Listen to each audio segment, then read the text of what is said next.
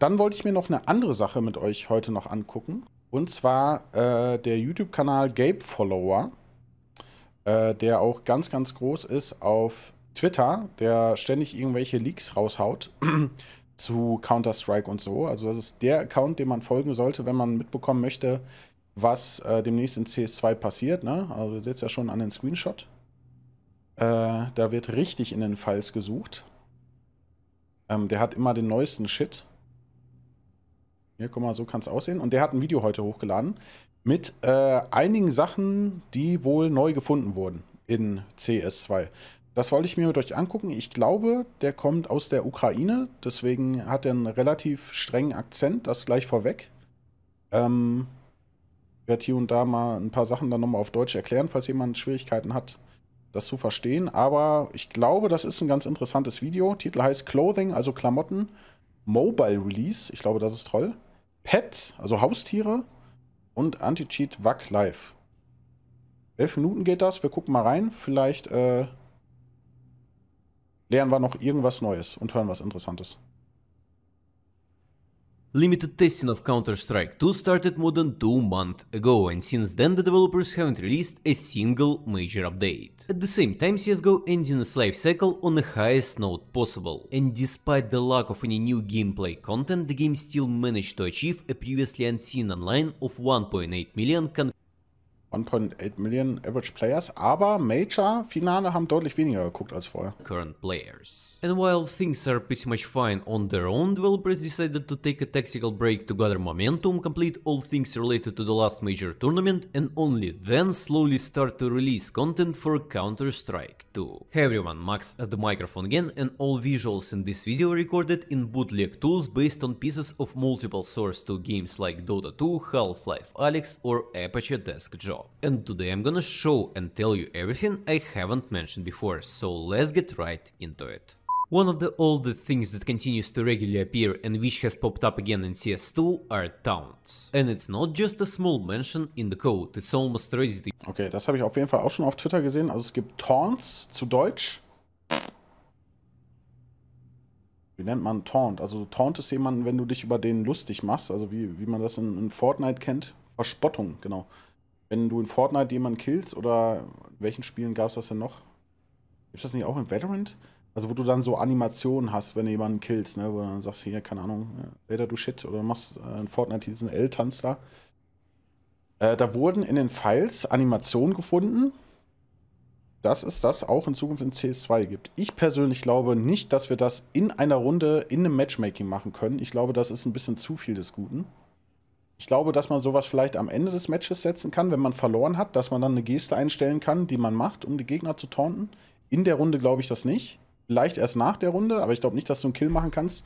Dein Model fängt dann da an rumzutanzen und als gegnerischen Spieler siehst du dann irgendeinen Idioten, der da Flickflack macht auf A-Lang. Das kann ich mir nicht vorstellen, dass das passiert. Oder, wo ich es mir vorstellen könnte, wäre, wenn die den Danger Zone Mode nochmal besser machen. Danger Zone ist ja aktuell nur mit 20 Leuten spielbar. Weil die Engine so fucking scheiße ist, dass ab 20 Leuten der Server anfängt zu lecken. Wenn sie das wirklich hinbekommen, auf Großmaps Danger Zone möglich zu machen mit 50 plus Spielern, da könnte ich mir vorstellen, dass das funktioniert. Das würde ich mir sogar wünschen. Wisst ihr, ich habe immer viel Danger Zone gespielt mit Felix. Ich glaube, dass das sehr, sehr geil wäre.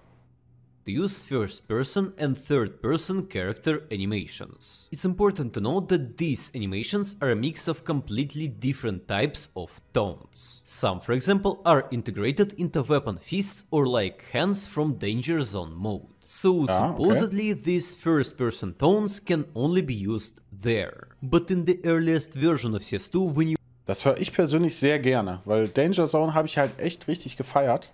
Danger Zone noch größer, mit solchen Schnickschnack noch, wäre so geil. force the game to drop the knife, it will automatically give you weapon fists. And after the community noticed this on Twitter, developers immediately cut out this feature. But if you will take a look directly into the game code, we can prove that fists are in fact closely related to the first-person taunts. Apparently, the developers just spawn it for a short period of time while it plays the taunt animation and then instantly remove it. All of the other taunts are third person and work a little bit differently. You press a certain button, the camera switches from first person to third person, the character does some simple action like clapping or like saluting and then returns to its original position. It is Okay, also das muss ja Danger Zone sein. Das wird niemals im Matchmaking passieren. So, die es gerade nicht verstanden haben, was er gesagt hat. Er hat gesagt, du kannst einen Button auf deiner Tastatur drücken, womit du so einen Taunt halt auslöst. Und dann bist du nicht mehr in der First Person, wo du deine Waffe hältst, sondern die Kamera zoomt raus und du siehst dann in der Third Person, wie dein Atze dann da anfängt zu klatschen. Und sobald diese Animation vorbei ist, geht das dann wieder zurück in die, ja, in die First Person.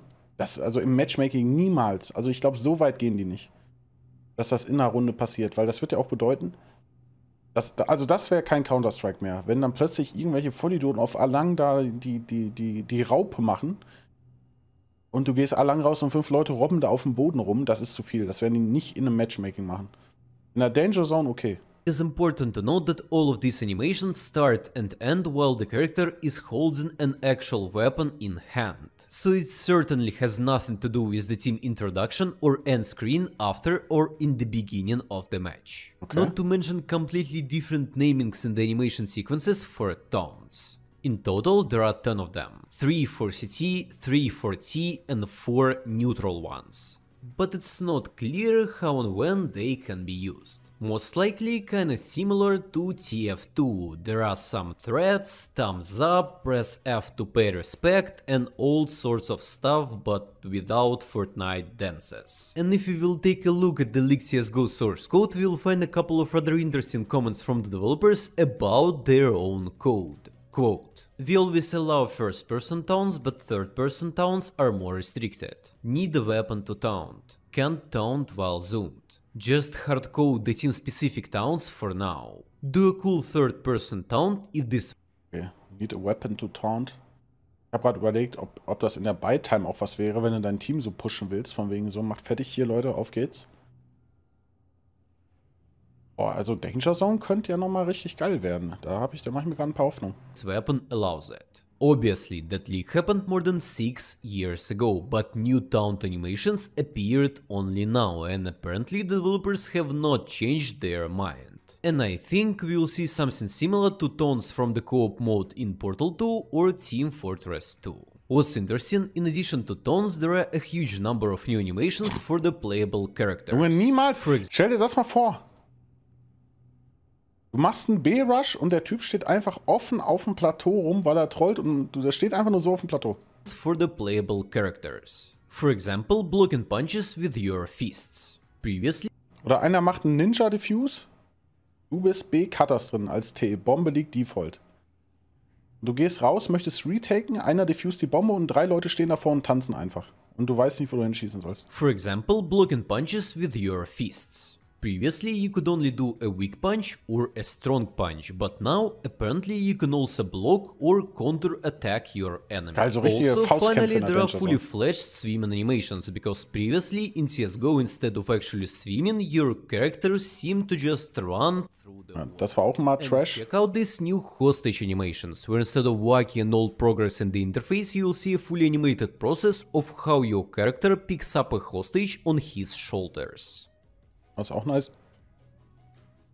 And to wrap it up, let's talk about tons of scripted or more like dramatically staged, eye-catching player death animations. So the actors perform dozens of fall variations after being shot in all possible body parts to make it look as impactful as possible. A similar system is already used in Half-Life Alyx, where the main part of enemy death animation is a pre-recorded sequence. And at a certain point in time, the game just switches it to ragdoll, which helps to create this dramatic effect. But in theory, this may be related to the development of a mobile version of Counter-Strike 2. Because if the engine doesn't end up switching to ragdolls and the bodies remain static, this will have a great impact on optimization. I'm not sure if you can use this as an argument, but the developers completely removed scroll wheel from the CS2 inventory interface. And you can literally move your items up and down just by pressing the left mouse button, so it looks like they're trying to adapt the controls for finger movement. movements. But we are just getting started. My viewer William looked in the material system of Source 2 and suddenly discovered that there is a check to run a mobile version. And there is an option to switch graphics settings from personal computers to a configuration for phones. Was? CS auf dem fucking Handy? Dann gibt es aber ein Comeback von Controller only to Global. iPhone only to Global. Also CS auf Mobile? Ach du Scheiße. Ah, damit wären die reich auf jeden Fall. Eventuell wegen Steam Deck, I don't know. Also wenn ich es auf dem Handy spielen könnte, ich würde es mal ausprobieren. It is important to note that all this stuff is missing from all Source 2 games besides Dota and new CS, so it's definitely not intended for any other projects that came out before. Apparently versions for iOS and Android should use their own shaders based on Vulkan, which once again guck mal, iOS und Android. Confirms the intentional steps towards proper optimization for mobile devices. And let's not forget this info from one of my recent videos. In addition, such a major change may be related to the Oh Gott, stell dir mal vor, du kannst ein Cross-Plattform-Matchmaking spielen. Und du spielst einfach gegen einen Handy-Gamer und kassierst. Also wenn wir wegen unserer Map-Knowledge und so auf dem Handy so gut sind wie mit Controller, da sind wir Gold Nova 2 gelandet. Du bist auf Silber Dattler da, hast dein Rank-Up-Game, du siehst einfach nur 5 Leute, die mit dem Handy joinen und du wirst genommen. Einfach nur, weil die ein paar Flashes und Positionen kennen und so.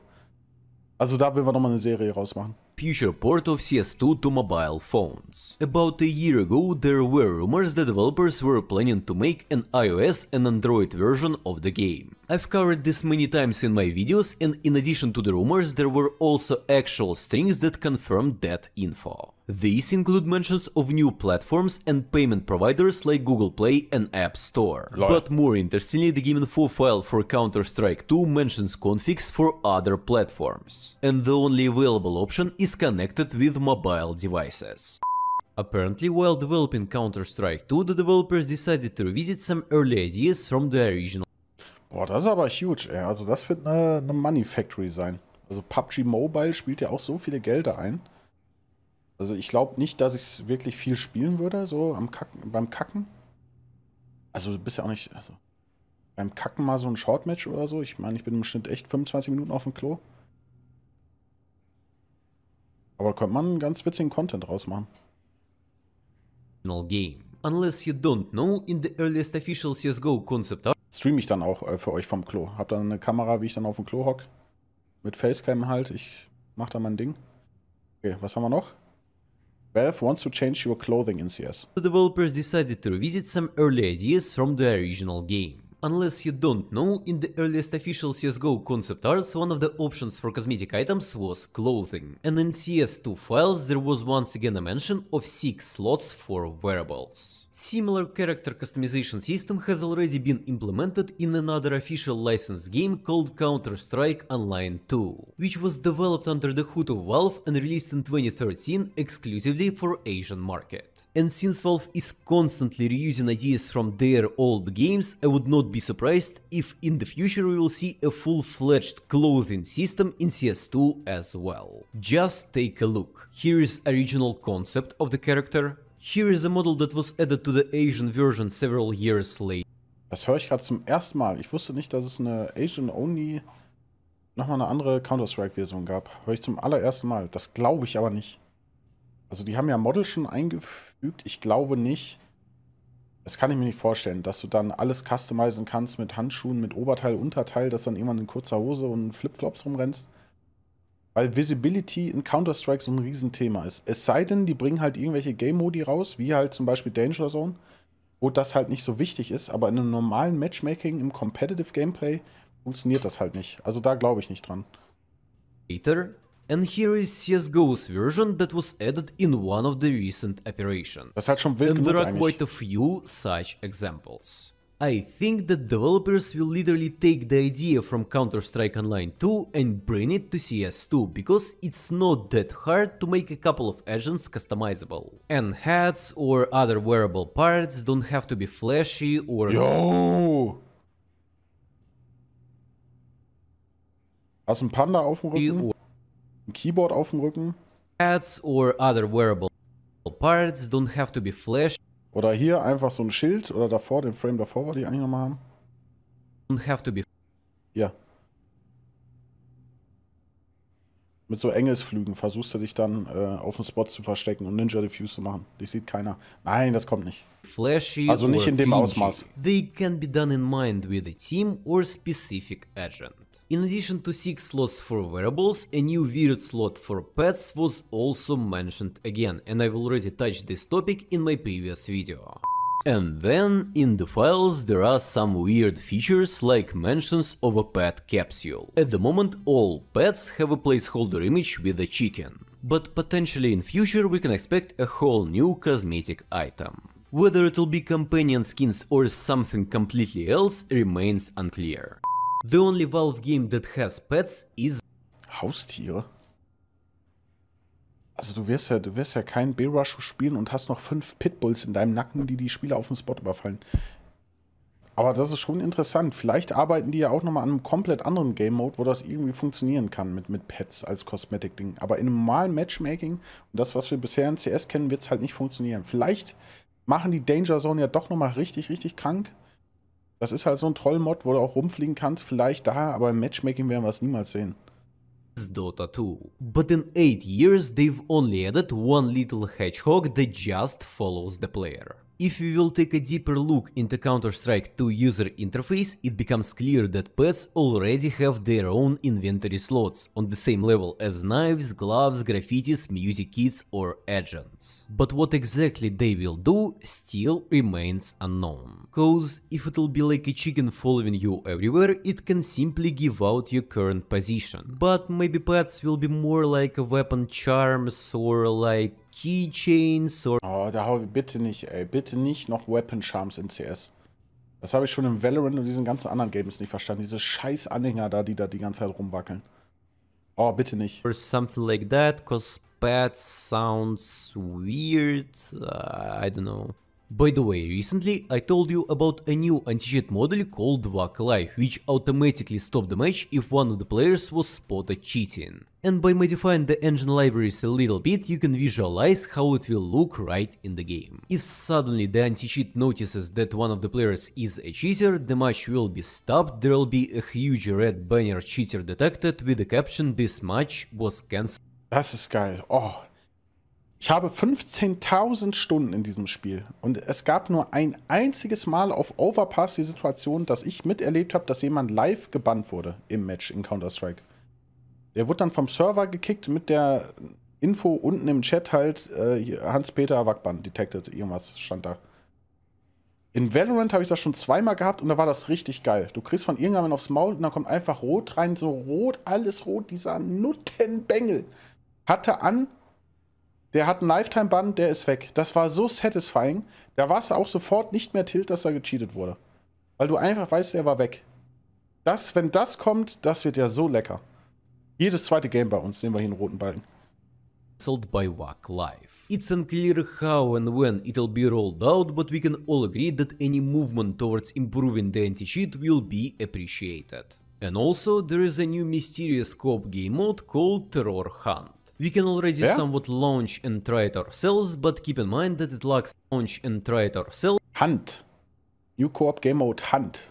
But keep in mind that it lacks the needed configs and maps. Basically, we have only console commands and a mention in a file with a list of all possible game modes under the category of co-op strike. But in a nutshell, based on all available info and my speculations, Terror Hunt is a replayable cooperative map where you with your friends move from point A to point B, clear waves of attacking enemies and progress deeper into location. You have a limited amount of time, but each time you destroy an enemy, it adds an extra 10 seconds. And by default, to win this co-op mission, you have to eliminate 20 opponents. While the overall concept sounds a little bit weird, like a training aim dungeon Das klingt erstmal nicht so geil, aber interessant. Also irgendein neuer Game Mode.